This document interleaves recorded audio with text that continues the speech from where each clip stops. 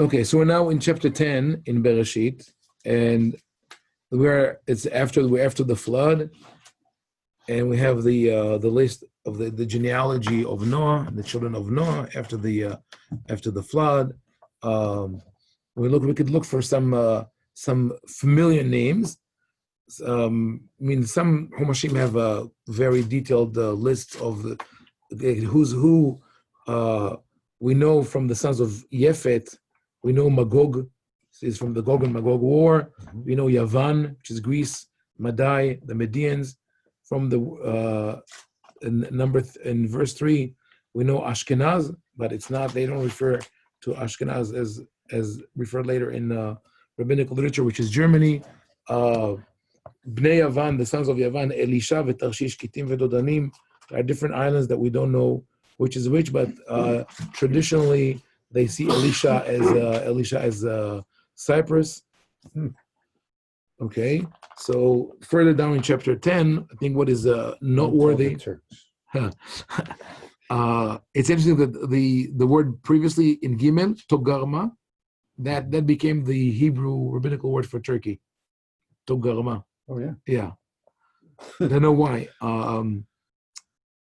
I think it might be because the word Togar in Hebrew is like Tajar in Arabic, which means a merchant. So they just somehow associated that. But it's the same way as Sepharad became Spain and France became Tzarfat. It's definitely not those countries as they're mentioned in the Tanakh. In verse 8, 10, we see V'chush yarad Nimrod. Cush gave birth to Nimrod. Hu החל להיות גיבור בארץ. הוא היה גיבור ציד לפני אדוני. He was a mighty hunter before the Lord. על כן יאמר כי נמרוד גיבור ציד לפני אדוני. That's why people would still refer to him as this mighty hero. So obviously that was intriguing to commentators. Like, who is this Nimrod? Why is he singled out here? It seems that there is some kind of symbolism in his name, because Nimrod comes from the word that resembles mered, which is a mutiny or a rebellion. So maybe he is the one who represents some kind of rebellion against God. The rabbis later on in the Midrash tied him to the story of Abraham. So it's Abraham confronting Nimrod. I think that if we want to go in that direction of saying that Nimrod is associated with some kind of a dispute with God, it would be the Tower of Babel, which happened way before Abraham. And it would make sense because the next pasuk 10, Vahi Reshit Mamlachto Babel ve'erech ve'akad ve'chalne be'eretz Shin'ar. The beginning of his kingdom was Babel and Erech and Akkad. We know some of these. We know Babylonia. We know Akkad. Erech is Uruk. So all these are cities in what is called the Fertile Crescent, Mesopotamia, where the ziggurats, the 7-layer temples were built. So it is probable that Nimrod is associated with those places. I'm not going to go through all this, the whole list. We'll go to the next chapter, chapter 11 of Bereshit. This is the story of the Tower of Babel. Now, so to sum up the story as appears in the Torah, the people traveled from the east. They found a valley in the land of Shinar, which is Babylonia, and they dwelled there. And they said, "Let us make bricks and let us start building, and then let us build a city with a tower that reaches all the way to heaven, and make a name for ourselves, lest we will be scattered all over the earth." And God comes down to see the city and the tower, and he says, now they have one nation and one language, and that they could do whatever they want to do. Nothing will be withheld from them. Let us come down and confound their language to make sure that they cannot hear and understand each other. And they were scattered all over the land. That is perplexing, this whole story. What were they doing? And that's where the Midrash finds a fertile ground to explore and explain. And a lot of people that I talk to remember only the Midrash of that story, and that is that they build the tower in order to go up to heaven and fight with God. And some people even remember the more fantastic part of the Midrash, which is that they start shooting arrows towards heaven, and God says, okay, if that's how you want to play, I will let you imagine that you killed me, so the arrows fall down to earth tipped with blood, and they say we killed God. So that's one midrash that is related to the story, that this is really a rebellion against God. They're trying to fight with God, which is interesting. The other midrash is about the size of the tower. They said it would take 7 years to scale the tower, and as they were building it, the bricklayers often fell off the ramp to their death, and then they would mourn the loss of the bricks, but not the loss of people. And finally, the way that the midrash understands what happened when the language was confounded is that someone would ask for a hammer, and it would get a saw, and so on. So those are midrashim that are revolve around this story. But there's a different way to see that. And when we started looking at Bereshit, I said that there's a storyline that runs through it, which is the search for the ideal society. So we saw the deterioration of mankind from Adam, the arbitrary sin, nobody was harmed, then Cain, crime of passion, then Lamech, a deliberate crime, and then the flood, where there's anarchy because of the rule of the the rule of the jungle, whoever, or oligarchy. So now we have a different system. Maybe it's a system that comes as a retrospect of the flood, right? Because they say pen nafutz al penei, they're afraid of being scattered, and that's what happened to the people who lived at the time of the flood. But the key, I think, to that, to understanding what happens here, is the first verse of the chapter. The whole earth was of one language and one speech. This is not a good translation. How do they translate here? Same thing? Common purpose. Yeah, common purpose. Right. To be faithful to the Hebrew would be one issue or same issues. But purpose is a good enough translation. So they all have one language and one purpose. And they come and say in verse 3, even though we already saw with the children of Lamech, Yuval, Cain, and Tuval, and at the beginning of civilization, now there's a new step in technology. Now we're talking about civilization that could build permanent structures, and they use technology. They move from using natural materials, stones, instead of using stones, they make bricks from, they write here slime, but probably was bitumen or something similar. It says bitumen, yeah. Mm-hmm. That they bake and make into bricks. So now it's man-made technology. It's an achievement. And what do they want to do? They would say, we'll build a city and in it a tower. And they don't say that we want to climb the tower. They say, V'na'aseh lanu shem, and we'll make a name for ourselves. So this tower now is a monument. It's a monument or a testament to the achievement of humanity. And that is a concept that repeats in Tanakh. The idea of the Migdalim, the towers, in the beginning of Isaiah, I think chapter 2 and 3, the prophet speaks about God coming to punish humanity for its arrogance, and it will destroy all the towers and the tall buildings and palaces, etc. That was also, unfortunately, the idea of the terrorists in 9/11 to hit the towers, because that for them was the symbol of America, and then rebuilt the Trade Center. So, but this is not that kind of tower. This is a tower that's not livable. It's not a place where you live, and it's not a place where you worship. It's just a monument. It's built for the sake of showing your technological prowess, to show that you're a powerful nation.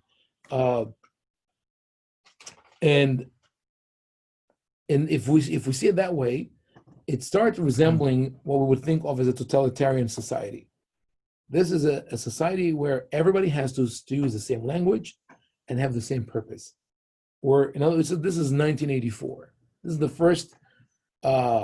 the first time that the idea of 1984 appears in our literature. You have a nation, you have the leaders have good intentions. They want to put everybody on the same page. We all have the same language. They control the language. Controlling language also stifles creativity because there are only certain words that you're allowed to use. Don't tell the French. Yeah. So now, what if we see that this way, and the Sforno hints at that possibility. Rabbi Ovadia Sforno of Italy hints at that possibility.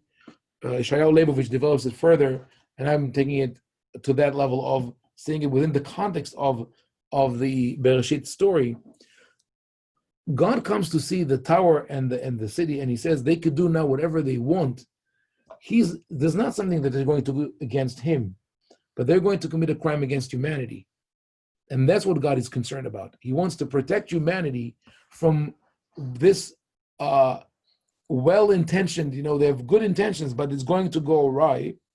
And he says, what is the solution? I'm going to give them languages. So this is really not a punishment. It's a gift. It's a gift of diversity.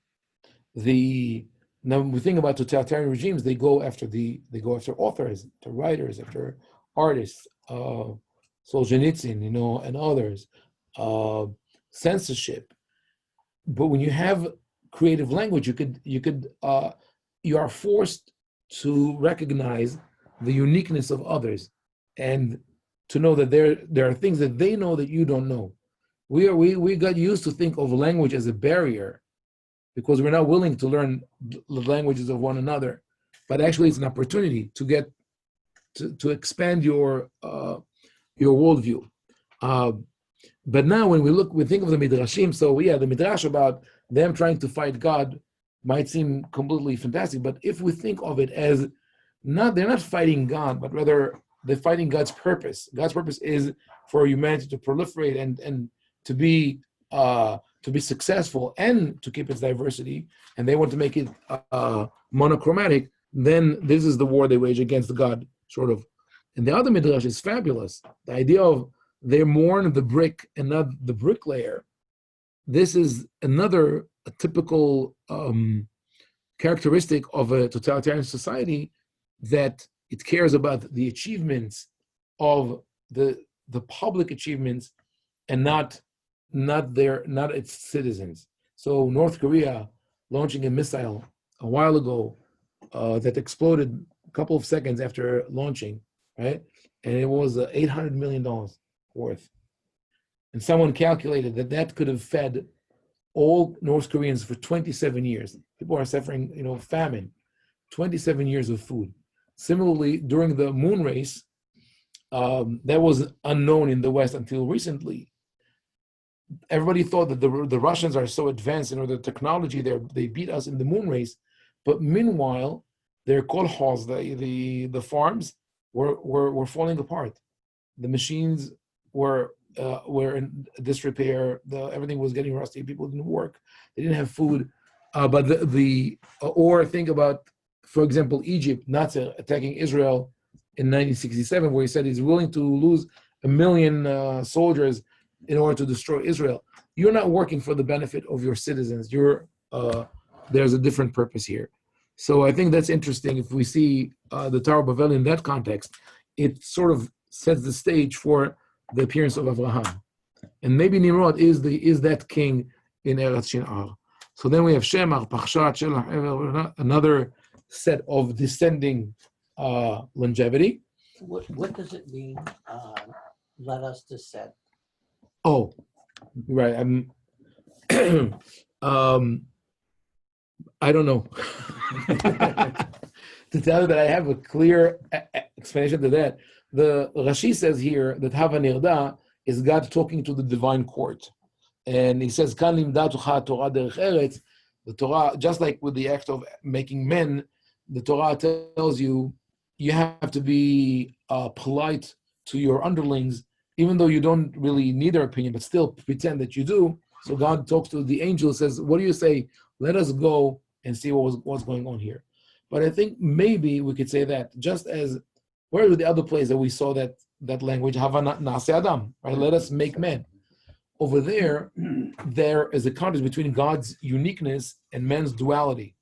And here also, God comes down to say, I want to make mankind diverse. So God, in a way, is running a risk. Wouldn't it be better for God, and then them just saying this is my theory, I'm not saying that this is the answer. Wouldn't it be better for God to run a totalitarian society? Isn't that what many religions do? There's in the Orthodox world, there's a concept called hashkofe. Have you ever heard that? The word hashkafa means an observation or a worldview in the lashkiv. So in today's Orthodox world, there's the concept of hashkafa. You have to have the right worldview, but it's not yours. It's dictated from above. So the religious leaders think this is the right way. And God says, no, this is not the right way. The right way is for people to be who they are and come, and that's what will happen with Abraham later on. Abraham is chosen out of nowhere. Well, only in retrospect we know who he is. So, and that's when we go to this pasuk Nirda, God says, I'm willing to run the risk of being perceived in many different ways by humanity, but to give humanity that gift of diversity of language. Quite a couple of questions. Yeah. What? We tend to read this as if it were a punishment. Yeah. Maybe it wasn't. Right. I mean, there is no disaster. There's no evidence of a sin here Right. committed by the people. I mean, they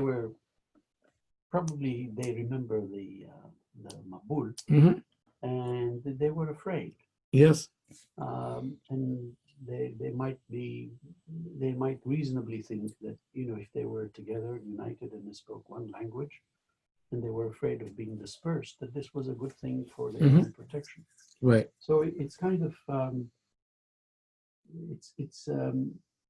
it's difficult to explain why they had to be instituted different languages. So that's why I'm saying that they're not a sin. You're right. It's not a sin, but it's a potential danger. Yeah. And that's why I mentioned 1984, because there's the emphasis on the language, on the approved language that you could use is there. Yeah. But I mean, it's difficult to believe that, considering that the page before you have the whole world wiped out. Well, no, the 70 nations that came. Yeah. So the chances for all of those 70 nations to speak the same language, yes. Eventually. Right. So that's a good point. But could be that what we read here in verse 1 to 9 is a flashback, because we already read about the big cities. So the Torah says this is how the nations dispersed. It took hundreds of years.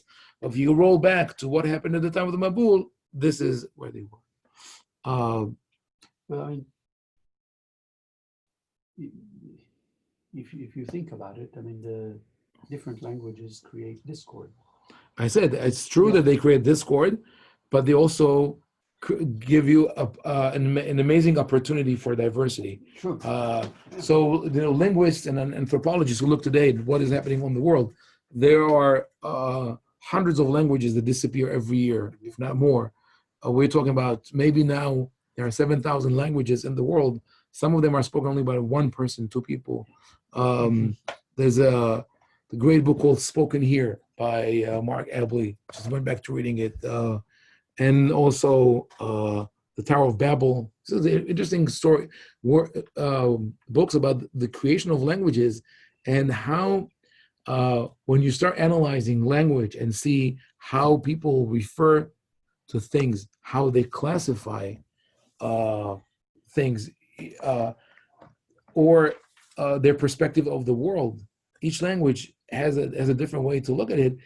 And what it does, it makes you reconsider and reevaluate what you have and get out of sort of this rigid mentality. So I think it's important. So rolling down to the bottom of this chapter, we read about Terah, the father of Abraham, which in a way we could say in verse 26 in chapter 11, This is some injustice that was done to Terah. In Israeli Hebrew, Terah is like a shlumia, someone who's worth nothing, or an old man who passed already from the world. It has nothing to do. But Terah actually plays a role. He's not a passive person. Look what happens here. Terah Shavim Shana, and he lives 70 years, and he gave birth to Avram, Nahor, and Haran.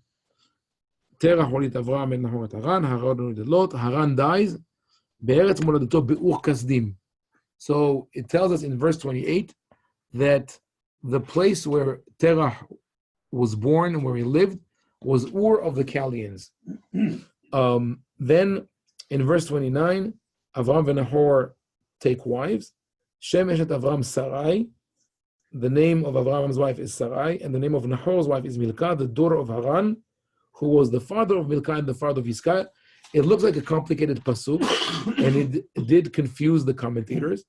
And Rashi, based on the Midrash, offers an explanation that the kids are taught in school, and they also get even more confused. The solution is this. What they say here is Avram married Sarai, and Nahor married Milcah. Milcah was the daughter of a man who had two daughters, Milcah and Yiscah. The commentators say Milcah and Yiscah are sisters. Avram and Nahor are brothers. Two brothers married two sisters. The name of those two sisters is Haran, which is also the name of the brother of Abraham. So, according to that, it's a different person. That's what I think. So it's not the nieces. No, they're not the nieces. So according to this commentary, Avram and Nahor have a third brother, Haran, and he has two daughters, Milcah and Yiscah, and they marry them because they can marry their nieces. Haran also has a son, Lot. Now, first of all, we would make Sarah the sister of Lot, that nobody speaks of, right? And later on, he separates from them, and then the question arises: why do you call Sarai in the same verse, Sarai in the beginning and Yiscah at the end, if she's the same person, right? The answer is go back to Sarai. Right. Yeah. The answer is very simple. It's not the same Haran. There were two people by the name of Haran, and one was the brother of Abraham. The other one was the father of Milcah and Yiscah. And the Torah wants us to not confuse between them. So they said, Haran married Milcah, Nahor married Milcah, who was the daughter of Haran. But not Haran, his brother. Haran, the father of Milcah and Yiscah, and then we mess it all up. It's fine. And I'll go back to Haran in a second. So then, in that case, would Sarai still be Yiscah? No. Sarai is not Yiscah. No connection So whatsoever. we don't know Sarai's So, family. No, we don't know Sarai's family, right? except for that, we know that her brother is Lot. No, We it's don't. only according to this midrash. I see. If you Right, hold but that it's yeah. the same Because that would make a Haran. lot of sense based on the relationship going forward. With Why is Abraham. Abraham so It's his nephew. concerned? But it's his nephew. Either Yeah, way. but it's a It's- nephew. It's a nephew and he's an orphan. Yeah, it would make sense, but when you work the names into the pasuk, it makes much more sense to say there were two different Harans. Okay. The Torah did not want us to mix them. Plus, the medrash is that Haran died in the fiery furnace. Yeah, so we'll go back to it in a second. So ויקח תרח את אברהם בנו ואת לו בן הרן בן בנו ואת שרי כלתו אשת אברהם בנו. So this forces even more. Sarai is specifically called the daughter-in-law and not the granddaughter. So Avram and his wife Sarai and Lot, the nephew, all go with Terah from Ur Kasdim ללכת ארצה כנען ויבואו עד חרן וישבו שם. So they leave Ur of the Chaldeans, they go to Canaan, but they stop halfway. And that complicates the whole story, because later on, God will talk to Abraham and he will say, I am God, Ani Hashem asher hotziticha miur kasdim. I am Hashem who took you out of Ur of the Chaldeans, which is it's a nice statement because it resembles the Ten Commandments. I am God who took you out of Egypt. But then you say, okay, so Abraham was born in Ur Kasdim. How did Hashem take it out of there? Wasn't it Terah who made the move? Problem number one. Problem number two is when Abraham sends his servant to fetch a wife for his son, he tells him, go to Haran, to my moledet, to my birthplace. So now another question, was Abraham born in Haran or in Ur? And who took Abraham out of Ur? Was it Hashem or Terah? So the Midrash, as usual, the Midrash solves all problems and creates new problems. How do we solve the problems? Ur means fire. And the Ur of the Chaldeans is the fire of the Chaldeans. And when Hashem tells Abraham, I took you out of the Ur, he means I took you out of the fire furnace. What is this fire furnace? It's when Nimrod perceives through astrology or prophecy that a child will be born that will destroy him, and he decides to kill all newborn babies, just like Pharaoh. And then Abraham is hidden by his father. That became a beautiful legend. Later on, there's a song in Ladino, which also is a famous song, Avram Avinu, Padre Querido. Padre Bendito, Luz de Israel is the light of Israel. So they say it's a nice way of how the popular song took the Midrash. Say, cuando rey Nimrod al campo salía, miraba en el cielo la estrellería. When Nimrod would go out to the camp, he would look at the stars.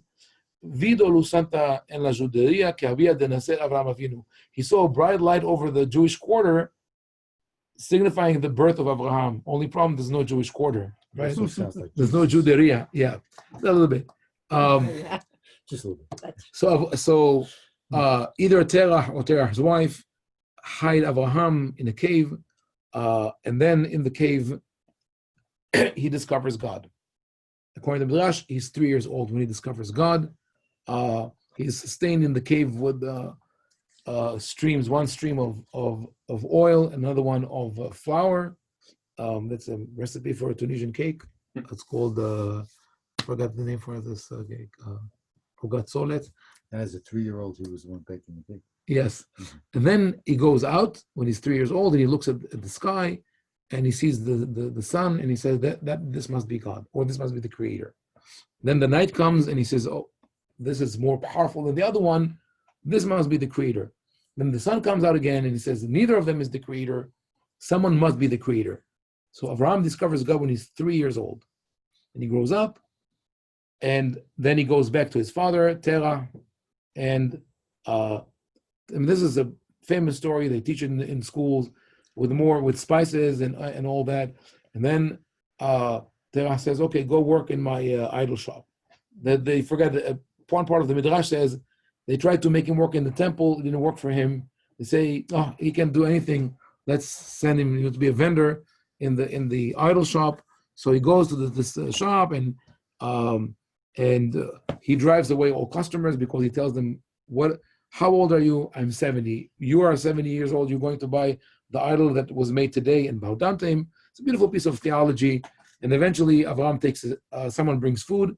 So he places the food in front of the biggest idol, biggest statue, and takes a stick. He breaks all other statues and put the stick in that big statue's hand. Terah comes in. What happened? He said this guy broke all the other guys because he didn't want to share the food. And Terah says, come on, you know that they can't move. And he says, and why do you bow down to them? And then Terah gives him into Nimrod. They have a theological dispute. And eventually Abraham is being thrown in the furnace, but he's saved. That is the short version of that Midrash.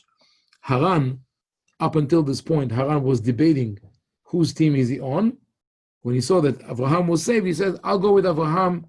He jumps into the furnace and dies because he didn't do it with full heart, and which is strange because he could have been the first convert by Abraham. It's Abraham's brother. What is this the reward you give Abraham for being steadfast in his faith? God should have saved him, right? But where did the rabbis take it from? From verse 28. Haran died in the presence of his father Terah in the land of his nativity, in Ur of the Chaldeans. So if you take Ur to mean the furnace, then Abraham was taken by God out of the furnace, out of the fire, and Haran died in the fire.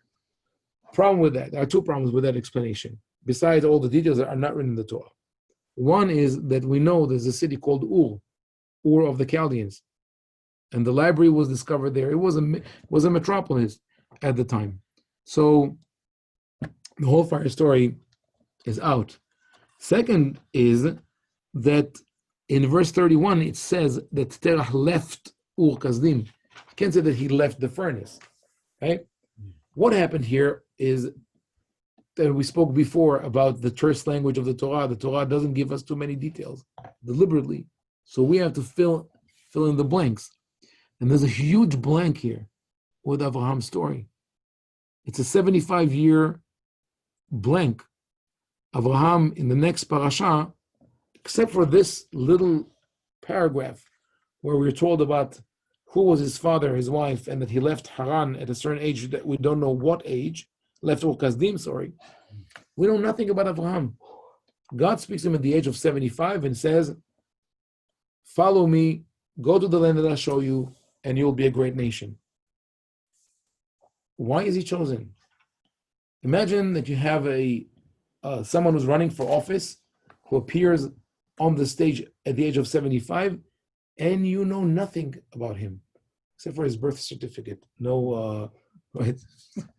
Birth certificate. I didn't mean that in that manner, but this is the only thing you know. You know he was born in Ur Kasdim. That's it. So the people would come to the rabbis when they started writing the Midrash to tell us more about Abraham. So they start looking for a little anchor here and there. Fire. Okay, let's build this story. They use this story to deliver their theology because they're still fighting with idolatry, with Zeus or whoever. Oh yeah, it's Zeus with the Greeks, and then Jupiter. They're fighting with pagans who bring statues in the temple. They have to deal with those issues. But that was not the story of Abraham. The Torah deliberately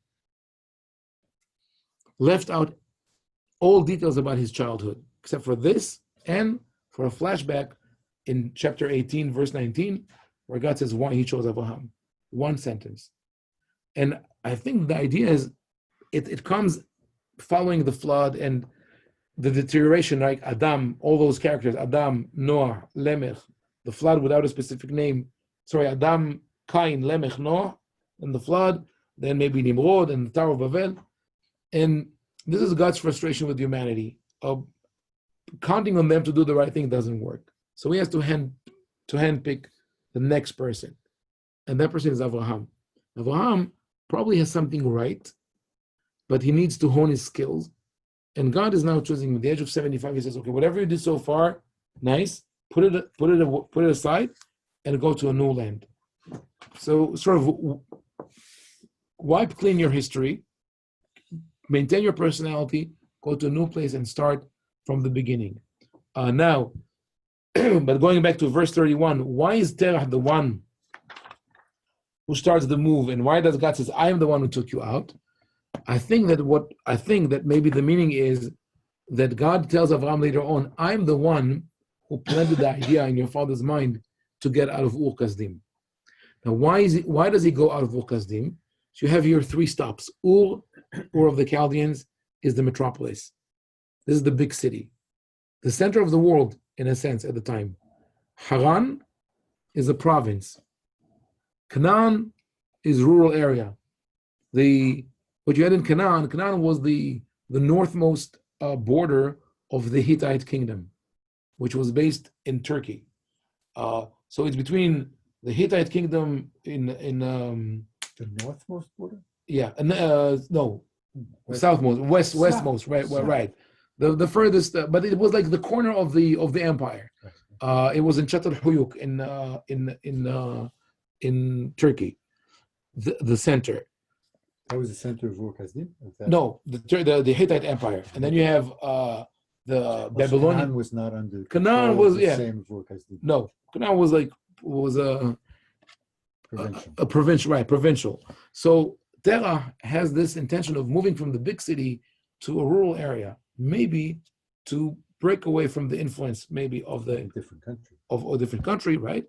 But he stops in Haran, because God is planning that. That's the idea maybe that God conveys later on. Maybe God's one who told Terach. Right, could be. Could be right. Faith to actually go right. So Terach started and Abraham, but maybe that is the upbringing of Abraham. Now, the other question from later on, when Abraham sends his servant and he says, go to Moladati, this is our mistake of translating Moledet as fatherland or motherland, patria, right? That's not the meaning of Moledet in the Tanakh. It means the extended family. Moladati ubet avi, Moladati is from the word laledet, to be born. So I was born within it's the clan. Or maybe it's where his Jewish origin was born. Maybe. And that's what he was talking Maybe. Yeah, maybe that is. When we get there, we'll see that Avraham Avraham didn't care about the religion or the faith of the people of Haran. The reason he sent his servant to Haran is that that's where his family, an extended family, lived, and they knew him. No, but he didn't even know, he didn't want the family specifically. Terach didn't take the family. He took No. Avram, Lot continued on with Avram, and Sarai. Right, but Avraham grew up in Haran. Right, but his family didn't. No, not his family, only the immediate family and the people who he grew up with. But Nahor didn't. No, Nahor did. Oh, That's all you're it- right. It's the latest. Maybe Nahor joined later. Maybe. Yeah, you're right. Haran is dead. Nahor never joined got later. there, so- Yeah, we have to assume that Nahor joined Terach later. is dead. Right. Hmm. So we have to assume that Nahor joined later. I didn't realize that, right? But Abraham wants to go to a place where he's known, because that's the only place where people will be willing to let go of their daughter, to let her go to a land that they don't know, to a person they don't know. That's and It's like he Cheers. what? It's like Cheers. Is Everybody it? wants to go to a place where they're known. And he wanted to detach the future bride from her family so she could grow up under his tutelage or his son's tutelage. Okay. And So, that's where you get the 3-year-old. oh my God. Yeah. I know. Yeah. So, if you speak about 3-year-old, I didn't mean that. No. Yet to Rivka, he was definitely not 3-year-old.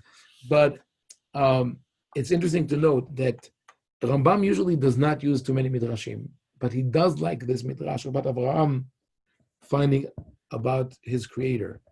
However, he tweaked it, changed it. Not 3 years old. Rambam writes this. It says, "Kevan shenigmal eitan zeh, hechel meshutat b'da'ato." Once he was weaned, he says, yes, when he, already as a child, he started thinking about God. But when did he discover God? When he was 40. And I think that Maimonides just wasn't able to accept, as a philosopher, someone who probably also dedicated a lot of time to thinking about God and the nature of the universe and all that, to accept the possibility that a 3-year-old boy would understand God. So he tweaks the Midrash. He says, yes, at the age of 3, maybe you start wondering. At the age of 40, that's when he's mature enough to understand Is that. there any reason that they need to make him 3 years old? It's just that in the I think in rabbinic language, 3 years old is when a child starts becoming intelligent. You could start communicating with, probably now faster. No, but then they also say it about Rivka, that she was 3 years old, but that's based on some calculations of the text. But also, very surprisingly, later on in the Mishnah and Talmudic literature, they consider the Ben Shalosh Shanim, Bat Shalosh Shanim Kera'ui Lebi'ah, that it's already some kind of sexual maturity, which is really strange. Yeah. All kinds of strange ideas. Yes, it is. So then Abraham in chapter 12, Abraham goes to Abraham is being told, Lech lecha me'artzecha u'mortecha, go there, you'll be blessed. He travels in Israel. I'm going to dwell on that. One very interesting and controversial pasuk is verse 6 of that chapter, where it says, Vaya'avor Avram ba'aretz ad mekom shechem ad elon moreh, va'kena'ani az ba'aretz. Avram passed through the land. I think I mentioned last time, the Canaanite was then in the land. Why do you have to say that the Canaanite was in the land? Unless you're talking to people who don't know of the Canaanite. So Ibn Ezra and Rabbi Yosef Kara, medieval commentators of the Talmud, of the Torah, say, this pasuk is not part of the original Torah. It was added later on. Because when the Torah was given, the Canaanite lived in Israel. But later on, the people read this and say, who are the Canaanites? And they say, Vakanani Asbaret, they lived then at the time. And of course, this was debated rigorously. At the time Matan Torah, they knew that the Canaanites lived Yeah. in Canaan, even though they hadn't been there yet. Yeah, but in Shirat Hayam, they say, Namugu kol elei Canaan, Shvei Canaan, they speak about the Canaanite. Okay, so in verse 10, you read this, Vayi ra'av ba'aretz, and there was a famine in the land, and Abram went down into Egypt to sojourn there, for the famine was sore in the land. Some of the commentators say that Abram should not have done that. And that goes Look what happened to him. in the face of a certain ideology in the Orthodox world that the biblical characters were impeccable and everything they did was right, which is a later development in our literature. We already see it in the Midrash, seeds of it in the Midrash in the 6th, 7th century. And it could have been an influence of Christianity.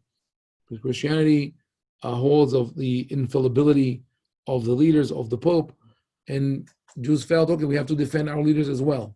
But it started as one person, either Rabbi Shmuel bar Nachmani or Rabbi Yonatan bar, one of those two, who said, Kol haomer David hatay no la toev, and Kol haomer Reuven hatay no la toev. I think he spoke about those specific two, David, who slept with Bathsheba, and Reuven, who slept with his stepmother or his father's mistress, Bilhah. And on those two cases, the rabbi says, if you think that they were sinners, you're mistaken. Not everybody agreed with him, but later on, that statement was expanded to the extent that today, if you write or say anything that sounds critical of biblical characters, you would be a heretic. That's what Rabbi Adin Steinsaltz, when he published his first book on biblical characters, and he had the audacity to treat them as if, God forbid, they were human. He was criticized horribly by the Orthodox community. But the commentators, when you look at medieval commentators, they do it all the time.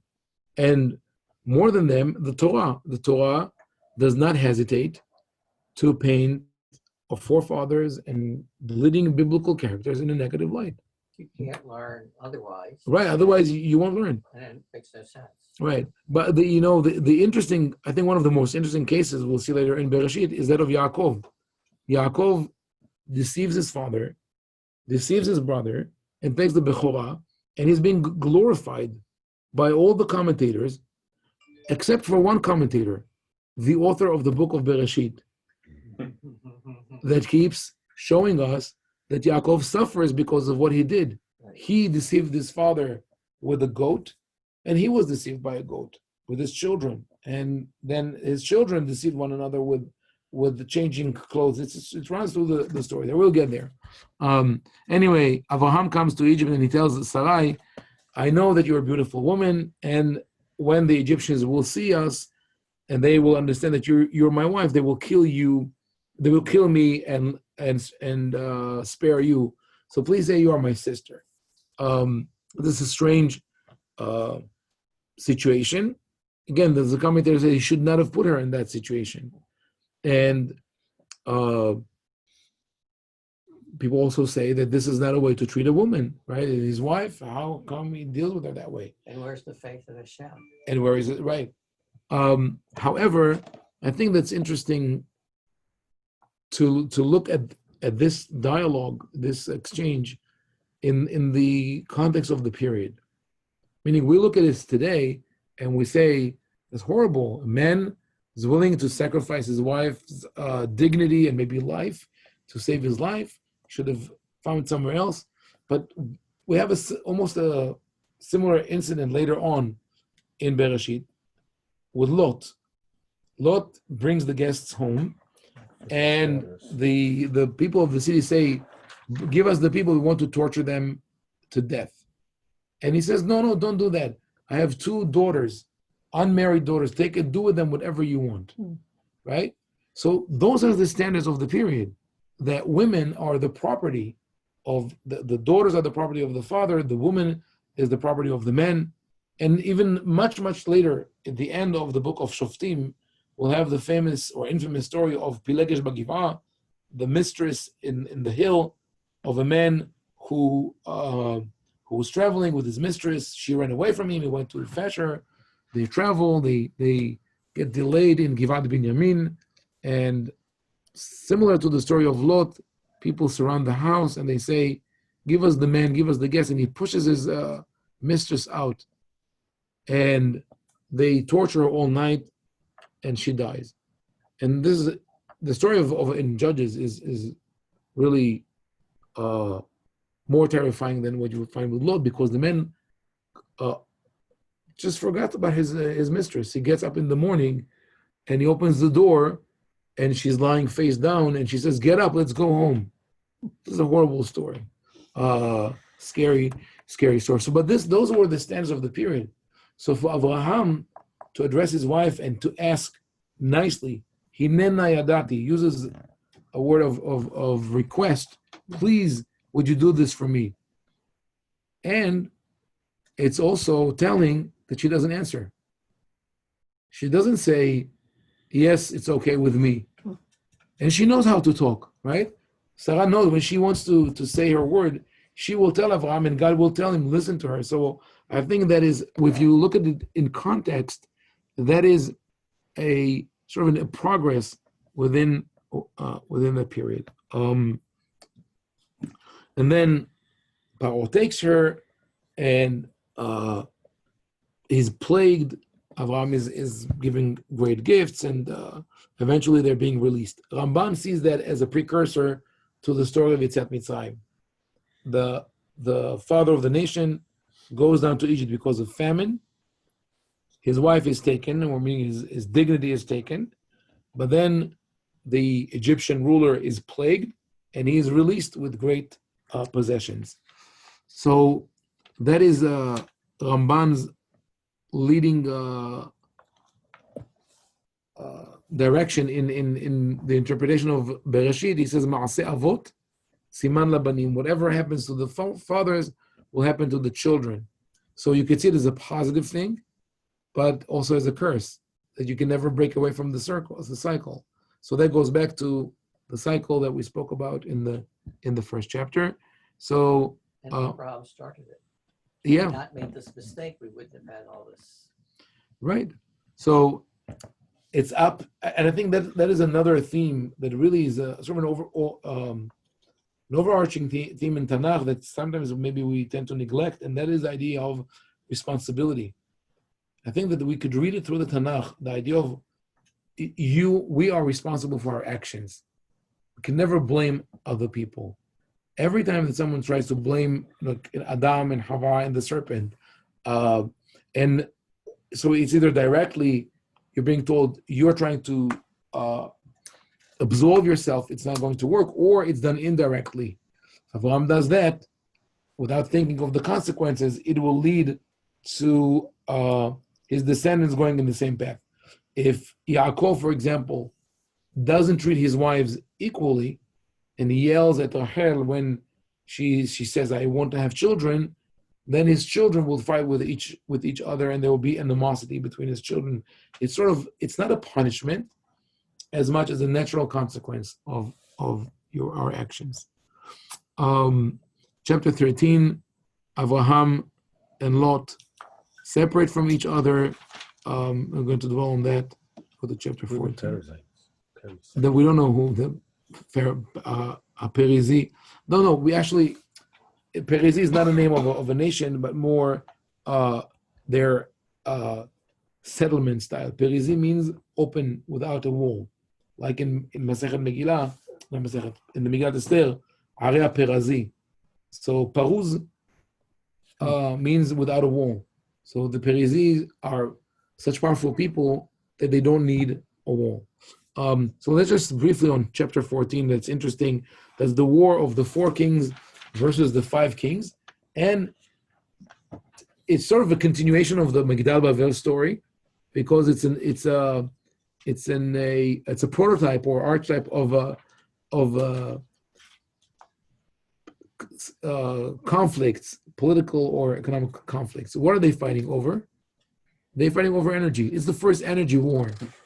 that we have. It's not about oil, it's about bitumen. That was a mineral that at the time was dug out of the Dead Sea, which here we have some kind of an anachronism because the bitumen in the Dead Sea is a result of the earthquake. And we're going to talk about the Hafecha and all that. But anyway, they come, those are the powerful kings of the east, of Babel, who come to Canaan to punish the kings of the Jordan Valley who refuse to give them, to pay tribute from their income, from that oil, from that energy. And they fight with them, they take everything, and they, including Lot, and in verse 13 we read about the Palit. Maybe we'll talk about it next time. Midrash identified that refugee as Og Melech HaBashan. It caused a lot of trouble. We'll talk about that. But I want to again see the overview of the story of Sodom. The interesting thing is that Malkitzedek Melech Shalem in verse 18, הוציא לחם ויין והוא כהן לאל העליון, ויברכהו ויאמר ברוך אברהם לאל העליון קונה שמיים וארץ. So Malkitzedek, the king of Shalem, brings forth bread and wine and presents them to Abraham, and he says, you are blessed by the supreme God, the maker of heaven and earth. And I think there's a parallelism between that story and the story of Bilam and Moab. When Bnei Israel come out of Egypt and they come to Moab and they ask for bread and water and they are being refused. The prophet who curses them is Bilam, and here the king of Tzoar is called Bela, the same word. Over there, Bilam comes to curse them, Arur, and here Malkitzedek, who's a foreign king, says Baruch Avram Le'el Elyon. So, and then later on we know Lot will be the forefather of Moab. So in a way, the Torah ties those two stories to tell you how do you deal with people who are refugees, people who are devastated by war. On one hand, you see the behavior of Abraham, who goes out of his way to save everyone, and he's being blessed by this Malkitzedek. And on the other hand, you see the descendants of Lot, the same Lot who was saved by Abraham, Moab, when they are being asked to help the refugees, the descendants of Abraham, who need now bread and water, say, no, we're not going to give it to you. So this is one of the examples of the intra-biblical commentary, when one story in Tanakh sheds light on another. Where is Melchizedek? Where does he come from? Where is Melchizedek coming from? Yeah, that's a good question. Also, how is the Kohen? Who is El Elyon? So the Midrash identifies Melchizedek with Shem, son of Noah. The Midrash also gives Shem Yeshiva. That's At the time of Yaakov. The time of Yaakov, right? Still there. Well, we don't know. The Melchizedek appears one more time in the Tanakh, in Tehillim. It says, "V'ata kohen le'olam al divrati Melchizedek." But I think the name, if we don't insist on knowing who he is, there is a symbolism in the name. Malkitzedek, Melech Shalem, the king of justice, the king of perfection. So this is sort of a message to Abraham. What you did now of risking yourself to go and save people, that's an act of justice. That's an act of perfection. The supreme God is the beginning of monotheism in that region, where they believe that there's one supreme God above all other gods. It's not monotheism yet, but it will be there. Abraham is already there. Okay, we'll continue.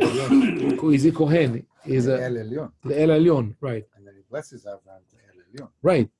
So, and he says 3 times, Baruch Avram El Elyon, U Baruch El Elyon, and Avram answers, Harimoti Yadi El Adonai El Elyon, Koneh Shamayim V'Aretz. So, Sir Abraham is now giving him the declaration of monotheism, not just El Elyon, but it's Adonai with Yud K Vav K, the unique name that is used only in our tradition. Okay. Thank you. Thank you. Thank you. Is this the first time that Abraham is called a